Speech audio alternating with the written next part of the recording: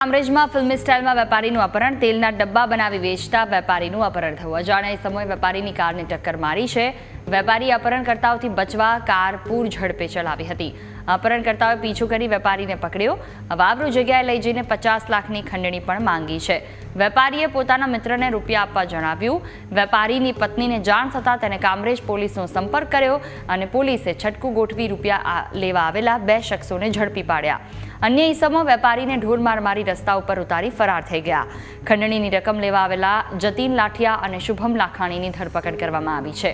હનુ રાણા ચાવડા, શૈલેષ ઉર્ફે બાટલો, અમૃત સોલંકી, કાનો કોળી અને જયેશ દુલારાને વોન્ટેડ જાહેર કરવામાં આવ્યા।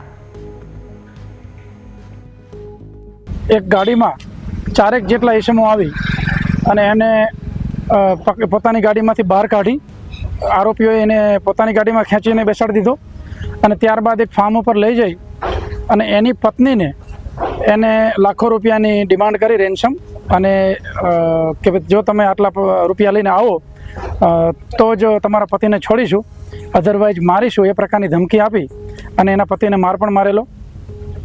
જ્યારે જે ફરિયાદી બેન છે એમનો પોલીસનો સંપર્ક કર્યો ત્યારે પોલીસે ટ્રેપ ગોઠવી આ જે મુખ્ય 4 આરોપીઓએ બીજા 2 આરોપીને પૈસા લેવા માટે મોકલેલા તે 2 આરોપીઓને હાલમાં પકડેલા છે અને આની આ જે 4 આરોપી છે એ 4 આરોપીઓની શોધખોળ ચાલુ છે।